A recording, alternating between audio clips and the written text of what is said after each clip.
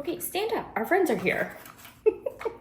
Skeleton down. Hi, creative friends, spooky friends. It's spooky season. It's March. Welcome back to Kelly Does Stuff. Today, I'm going to show you how I made a ticket booth for the Carnival section of my Halloween display. And this is a question that I will get asked from time to time. People have seen that ticket booth in some of my Carnival videos, and they ask me, "Did you make that?"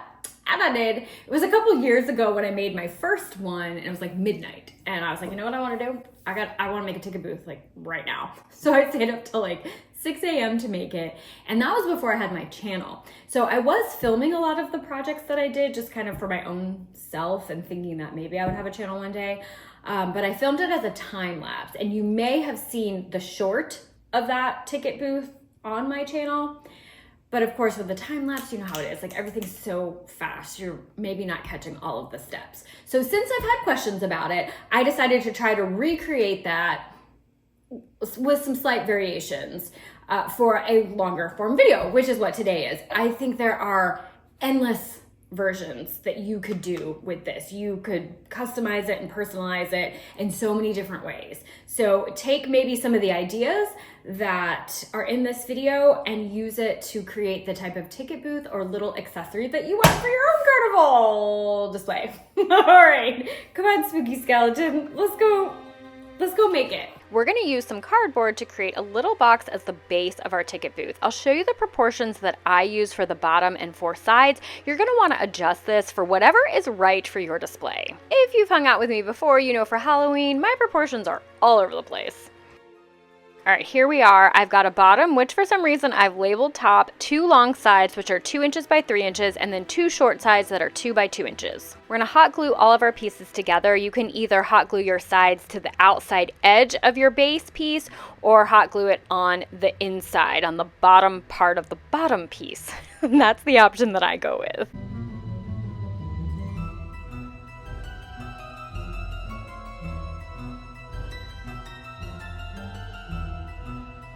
I'm going to cover my box in XPS foam that I'm going to texture to look like wood. This is a scrap piece that is 1 inch thick, but I want my planks of wood to be much thinner than that. So I'm going to use a hot wire table, and this is really the best tool that I know to get foam really thin. And I want to show you this attachment I purchased separately from an Etsy shop called Dungeons by Hand. Again, you have to purchase this separately from the hot wire table. You'll see a lot of people who use these tables buy this attachment to help guide their foam. All right, we've got one thin piece, and I'm going to do this a few times until I have enough to start creating those planks of wood. And here is my reminder to work in a well-ventilated area when working with hot wire tools and do all of your research in regards to safety. When I finish cutting this piece of styrofoam right here, you'll see that one edge of it is thinner. It's an inconsistent width. I don't mind that so much because my ticket booth is gonna look rough. Like, it is old wood, it has been through it. I won't get into all of the workings of a hot wire table right now, but just know if you're not getting exactly the cuts that you want, it could be because of your wire, so play around with it. There's a lot that you can do with these hot wire tables. Next, I'm going to cut out individual planks of wood, so I'm going to mark my styrofoam at every ½ inch. Use a really sharp blade for this. This is thin foam. It should cut super easily. My blade was not sharp, and I couldn't find replacement blades, so this was harder than it needed to be. This is very easy. The next few steps in this process are creator's choice. You could do this exactly as I'm doing, cut out your individual planks of wood, texture them, then glue them to the box, or you could just start with that solid piece of thin styrofoam that you cut, glue that directly to your box, and then do your texturing detail. I want to show you I've got a couple different thicknesses for my planks of wood. One is paper thin. This other one here is a bit thicker. Now, when I can, I'm gonna use the thinner pieces just so my piece isn't overall really bulky, but I'm definitely gonna have a combination of thicknesses, and that is totally fine. Don't fret, your piece is going to look great. All right, we gotta get the styrofoam looking like wood. So I'm just gonna use that blade to start creating that wood grain detail on each of my individual planks. And later in the video, I'll show you a couple other tools you can use to add some additional detail. When you are ready to glue your planks in place, keep an eye on the temperature of your hot glue. If it's starting to bubble and boil, you're probably going to melt your foam. And no shock here, I'm not measuring these planks of wood. No, not just because I don't like measuring. I actually just think it's kind of faster. Glue those on there and then just cut off the excess when that glue dries. You can see that all of my planks of wood are the same length in each row, but you could stagger and alternate the lengths. You could have some planks going like diagonally across it so it looks like you've prepared a section of rotted wood. Make this totally your own. Add your unique style. After I cut off that excess, you can see here I'm adding that texture to those edges of the planks of wood so I don't have that smooth line. For me, this ends up being an unnecessary step because I'm going to show you in just a second the corner detail that I add to the base of the ticket booth. If you choose not to do any type of corner detail, you may want to go ahead and add that roughing up texture to the edges of your planks. Yay! We have our wooden base of our ticket booth. Everybody clap for yourselves. Hooray! Okay, let's talk about the corners. You can leave this just as it is. You could do some really cool and interesting things with your corners. You could do a mitered corner, so it just matches up so lovely like that. If you want to like get into angles and figure that type of thing out, I don't want to do that. Even though I kind of did it there to show you, the pieces that I'm going to add to my corners are going to be so thin that to kind of get that mitered angle, it's just not going to, it's just too much. I don't want to do it. So we're going to just kind of fake it. We're going to find some of those textured planks and we're just going to kind of bring them together.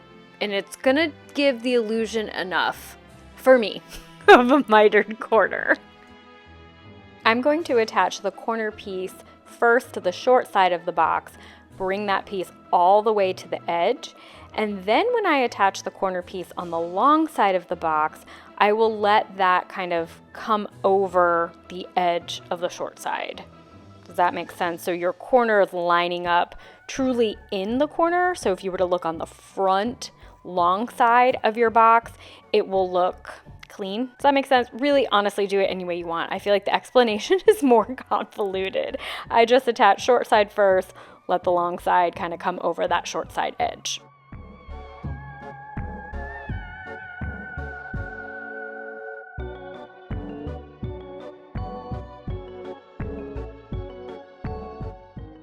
A pen or pencil is also a good way to add some detail to your wood, giving the look of knots or holes in the wood. And if you do that at the corners of the box, it will give the illusion of nailing those planks of wood in place.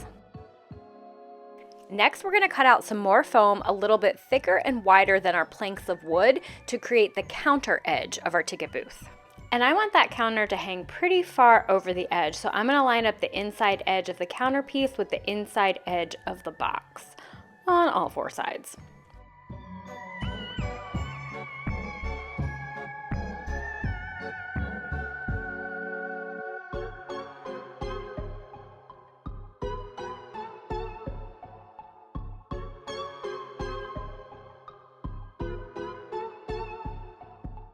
Next, we need to create some pillar type things. I don't think that's the right word, but something to add on top of the base so we can add the roof. And again, there are a lot of ways you could go with this. I think that these bones could be really cool.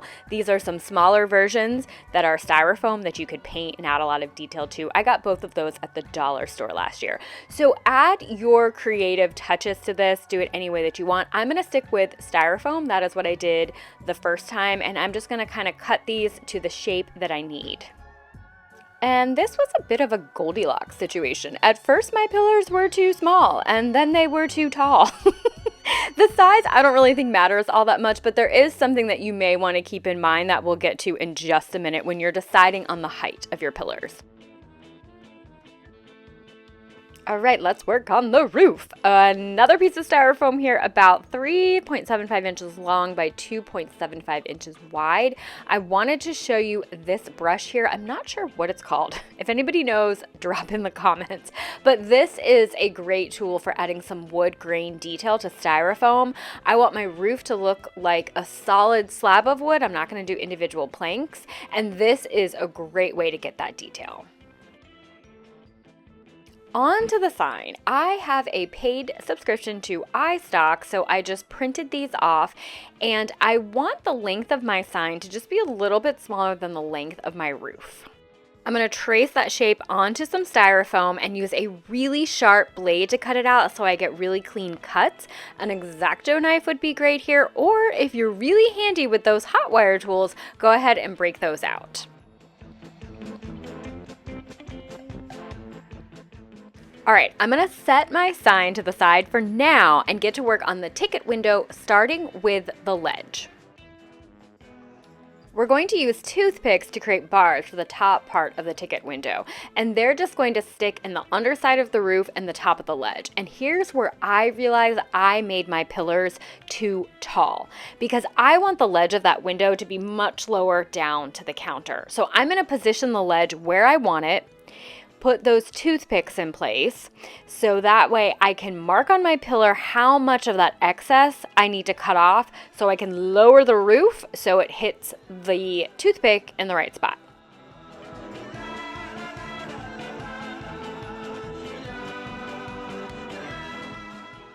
All right, we've made our cuts, got that roof back in place. I'm gonna secure the ticket window ledge with some hot glue. But before we put those bars in place, we're going to paint it. I'm using a multi-surface red, that's a cardinal red paint, and you can see that was a satin finish. I like the satin finish because it's gonna give it a little bit more of a shine when the piece is done, which I think will make it look a little bit more like maybe this is something that you bought. It kind of transforms the styrofoam even more, I think. So I do like that sheen, but I don't want it to be so pretty and polished. This is an old creepy ticket booth, so we gotta kind of yuck it up a little bit. I'm going to dry brush on some black and brown paint, and to me, this process here is really where the fun comes in with these projects, because you can just add all sorts of detail to make it your own creepy masterpiece. Back to our sign. I'm going to use some Mod Podge to attach the paper ticket sign to that styrofoam. And you may have noticed that the Mod Podge I'm using is a gloss finish. So if you don't want that look, just pay attention to the finish on the Mod Podge. Like if you're going to buy it for the first time, just keep an eye out for what you're actually purchasing. I'm also going to put my creepy clown in place, and I'm going to put Mod Podge over the entire front of the ticket booth here just so I have a consistent gloss finish on the front of it. When that glue completely dries there and up at the ticket sign, I'll go in and kind of dirty up the look of the clown and the ticket sign with some black and brown paint to make it kind of that consistent look with the ticket booth. Finally, we can work on the bars to the ticket window. I painted my toothpicks black first, let that completely dry, and then I go in with that metallic silver, and I'm gonna let a little bit of that black show through just to give some more depth to those bars and make them look a little bit old and corroded. All right, spooky friends, we are coming to the end, and really now it's just about adding all of your spooky details. If you take a look at the Limax ticket booth, which is a retired piece, you'll see that it kind of comes on a little bit of a base there, and you could do something like that as well to add some additional detail to your ticket booth. I am going to add just a couple tickets to the counter of my ticket booth using some Mod Podge. One way to add some detail to your piece is with hot glue. I am actually painting some hot glue drips with a metallic red right here. Now, when it comes to hot glue, I am a hot mess, and often my projects have hot glue all over the place. And that is what happened the first time I did the ticket booth. I had all these like dried blobby globbies of hot glue. It didn't look great, but then I was like, oh, but it kind of looks like some creepy sort of gooey something on the ticket booth, right? So if I paint it, it will actually look intentional. It will look like a really cool detail versus a mess. So this time I was a little bit tidier with my hot glue, so I'm actually going back in and adding some blobbies. Make sure that hot glue gun is on the low setting so you don't melt your foam. And when it has completely cooled, paint it any color that you want. I'm sticking with red, slightly different color and a metallic finish so it will pop a little bit off the red of the ticket booth. If you're having a hard time getting that paint to stick to your hot glue, wipe the glue down with a paper towel first. Remember when I said we were almost done and it's just about the details? Well, there was a pretty big detail that I forgot, and that is adding the bunting. This is the trim that goes around the top of the roof, underside of the roof. You may have spotted it when I was painting the hot glue. The first time I did this, I attached and painted my bunting as one piece. This time I decided to cut out my individual triangles, paint a bunch of red ones, paint a bunch of white ones, and then attach them individually. This was messy and it was hard to paint all the sides. And then when I was almost done painting the white ones, I had a brilliant beyond brilliant idea to stick my little triangles in a toothpick and paint them that way. Now, somebody might be like, is that really all that brilliant? Isn't it kind of obvious? And this is the point when you say, yeah, no, I'm totally brilliant. I came up with this idea. No one has ever thought of this before. I was really proud of myself when I thought of this because I'm like, this is such a mess. Like, girl, put it on a toothpick. Clap for yourself for being brilliant, for all the brilliant things you've ever thought of that clearly nobody else has ever thought of. I'm so proud of you. Okay, we're gonna glue these on all four sides, and then our ticket booth is done. And of course, we need somebody to man our ticket booth. For this one, I put this little skeleton in here. I get a bunch of these at the dollar store, and typically I'm breaking them apart and using all their skeletal parts for different things. For this ticket booth, he was a little too tall, so I just broke off the bottom of his legs to fit him in here. If you want to use a Limax or Department 56 accessory and you find they're not tall enough to see through the window, just grab a piece of styrofoam and whatever thickness is necessary to stick inside your ticket booth to raise up that floor so they can see through your ticket window. One other thing you might want to consider is lighting. Sometimes our accessories are lit and sometimes they are not. This is an option here that comes with a remote, and you could put in the back of your ticket booth, cut out a little circle for it to fit through. Or you could have your light shine down from the inside of the roof. You might see that a little bit, so you may want to think about that in advance, how thick you want your roof to be to hide that light if you don't want to see it. I use fairy lights. They're battery operated and they come in multiple colors. This is a purplish blue. I think I typically use green, and I just shove it down inside the ticket booth. I'll uncoil it to kind of spread the light out a bit. It doesn't give off a ton of light, but for me it's enough, and it's just a really simple light option. You could hide that battery pack by just kind of tucking it up against the booth, or even at this point, if you just now thought of lighting, you could cut that hole in the back of it and do the same thing where you're just kind of threading your light through the hole. When I can, I like to show you our finished pieces in some sort of display, but all of my Carnival pieces are packed away. So we've got today's ticket booth, and on the right side, it's the original ticket booth in my Carnival section. Thank you all for watching. I look forward to seeing you next time. Happy creating!